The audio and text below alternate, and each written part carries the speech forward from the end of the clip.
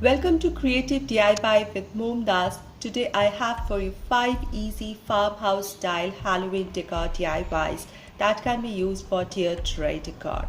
So stay tuned. After all the DIYs, I'll show a glimpse of my tier tray. I'll put the link where I decorated my tier tray for Halloween as well using all my DIY items. So for the first DIY, I took a CD. Now one can use a CD or one can use any kind of circular craft plaques, wooden plaques for this decor. A CD is a perfect size for using in the tier tray. It's small and handy. And I just covered it with a dark black background paper, cardstock paper. It's like deep purple, almost black color. And then I took this silver washi tape that I had with me and I'm writing the numbers 31st. It is more of a digital kind.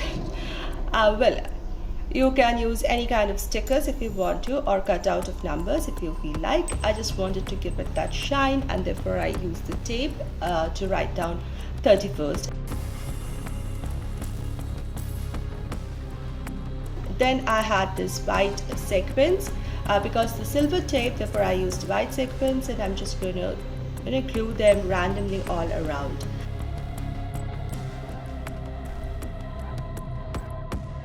Then I have this black ribbon bow with me, and I just added a little more touch of silver in the center of the bow, and this I shall glue on the top of my sign.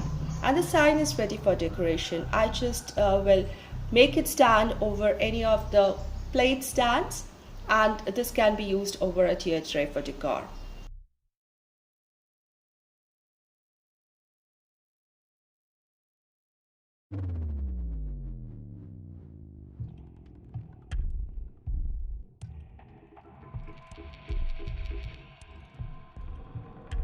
For my second DIY, this is a wooden box that I had painted for a spring decor. I love the design. There is decoupage. There are 3 different techniques of decoupaging and painting. I'm going to just use this wooden box, making sure not to destroy it. I love this design. I'm going to keep it. So basically you can take any box or container that you have which has a regular shape, because you need to cover it with something, either painted, but if you paint it you cannot use it again. So I'm going to use some of these papers. I had taken these papers out of some children's magazines, school magazines, and these paper have this beautiful Halloween theme going around, witches and pumpkins and cats, and are in dark orange and black color. I'm going to cut them to size. I'm going to also use the lid of the box, but right now for this one in particular I'm just using the container or the base of the box, and I'm just going to cover it all around with a strip of these craft paper in Halloween theme. So I'll just glue the paper around and tape the paper together, not destroying the box at all. And I have a Halloween box ready with the dark orange and black theme going around. Very traditional yet rustic, and it looks beautiful. Actually, all the witches and the pumpkins, they are nice. They are really nice. And I can decorate it using either put some fall theme going in or put some Halloween kind of pumpkins or dry sticks or things. I just used an origami flower that I made using old book pages sometime back in September, and I'm just going to use it like a topiary on top of this box, which can act as a planter as well. Or this box can hold goodies on the tier tray for the Halloween. Mugs always make a great addition to a tier tray. So for my third DIY, I'm just going to make some mug lids or mug covers. So I took 2 kinds of mugs, ceramic mugs in black and white. So I'm just going to show you one way of making witch's hat, and this is going to be the lid of my mug.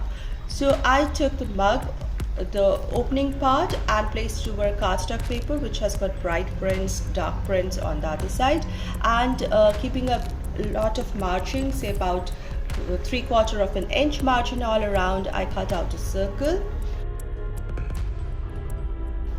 sketched it and cut the big circle, and the front has this bright thing going around, and I think will go with the Halloween theme. Then I took this black paper that I'd used it earlier, but it's okay, I just need the black part of it, and I made a cone out of it. Then once I had the cone, I just measured from the tip of the cone till the base of the cone, and I'm going to mark it all around the cone so that I get a cone which can stand on its own. So now when I join all these dots which have the similar distance from the tip to the base, I get a regular sized cone.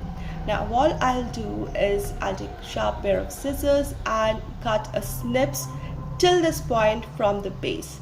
So all around I'm going to cut these snips, and once it's done, I'm just going to fold this free hanging paper inside. And now my cone can sit, or it can stand steady, and it looks upright. Then I'm going to glue it right in the center of the disc with the dark print on it. And you can see this black cone goes very well with this printed dark colored cardstock paper. Rest is any kind of decoration that you want to do. I took this yarn that I have with a little tassel, deep orange colored tassel in the bottom, and the rest of the yarn has got a variegated light and deep orange color. I'm just going to widen it around the base so as to hide the glue point of the cone with the base, and it can serve for decoration purpose as well as it hides those joints. You can make it as elaborate as possible or just leave it like that. Because it's printed, I think it's okay. I have to come in between the third and the fourth DIY because they are merged together, and let you know that today's video is part of the Farmhouse Halloween Decor Challenge that is being hosted by Amanda from 6 Kids and a Glue Gun, Crafty Cove, Dee Dee's Art Workshop, Mama Can Make It, and the Rusted Willow. So I'll be putting links to all these host channels and to the playlist down below. Make sure to check for more Halloween farmhouse style decor ideas. Next, I made small cutouts on black cardstock paper, little eyes and a mouth, and I'm just going to glue it onto the facing side of my white ceramic mug. So the white ceramic mug will have black faces on it, just 2 ovals, egg shapes for the eyes, and a lopsided oval for the mouth, and I have a little closed mug ready, and the contrasting dark color cap is witch's hat. It's going to be the lid of my mug. Now the merging into the fourth DIY, I have this black ceramic mug, and I'm just going to cut out a white jack-o'-lantern face out of it.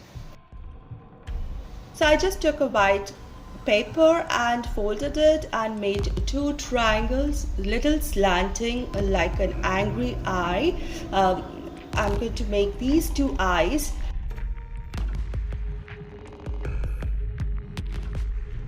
And then I took another paper, folded it, and I'm going to cut like a zigzag mouth. An angry growling jack-o'-lantern mouth will come out of it. So it's folded. Make sure that the folded paper, the open edge is the sides of the lips, and the center of the lip is where the fold of the paper is. So once I open, I have this symmetrical mouth of jack-o'-lantern ready. I'm just going to glue the eyes and the mouth onto my black ceramic mug, and I have a jack-o'-lantern black mug. Now sometime back in one of my DIYs in September, I made this witch's hat using old book pages. Now the construction of this witch's hat is really good. I would really suggest that if you want to make a witch's hat, this is the tutorial you should go for. I'll make sure to link this video down in my description box, where you can check out if you really want to make a good sturdy witch's hat. And this miniature witch's hat is going to be the lid for this dark black jack-o'-lantern mug.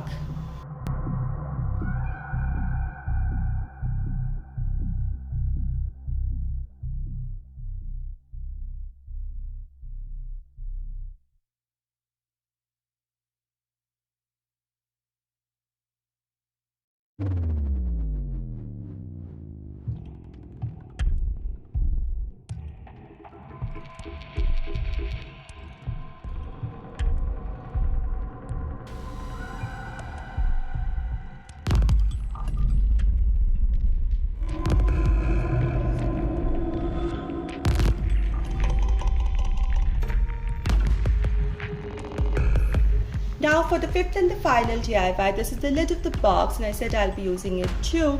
Now I took, again I don't want to spoil it, so I took a buffalo check ribbon and I'm just going to glue it all around the edge and fold it over the topmost portion as well, and stick it there, not to the wood but just with the ribbon itself, such that some portion of the buffalo check is still seen on the edges.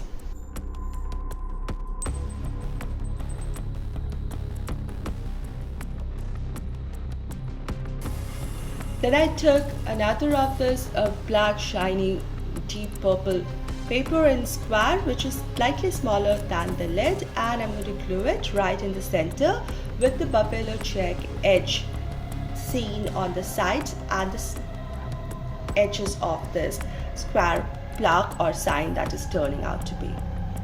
Next I took a rough paper which is of no more use, and crushed it to a very tight ball.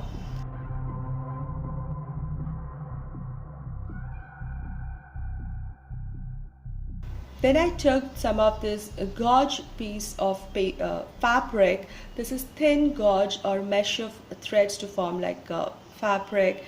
Placed it on the center. I'm going to glue this paper ball in the center of this gauze, and then everything falls down. This is going to be the ghost.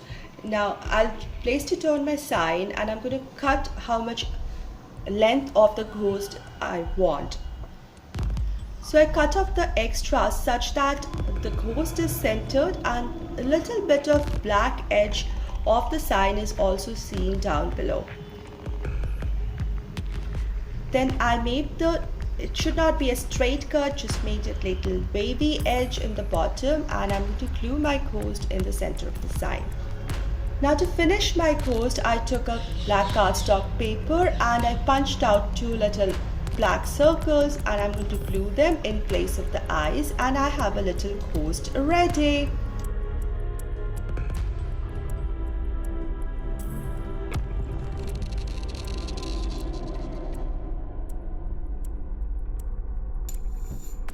Now here is the glimpse of the tier tray that I decorated with all my DIYs that I made this year, and I'll put link to this video in my description box for you to see how they all look very unique because they're all DIY stuff.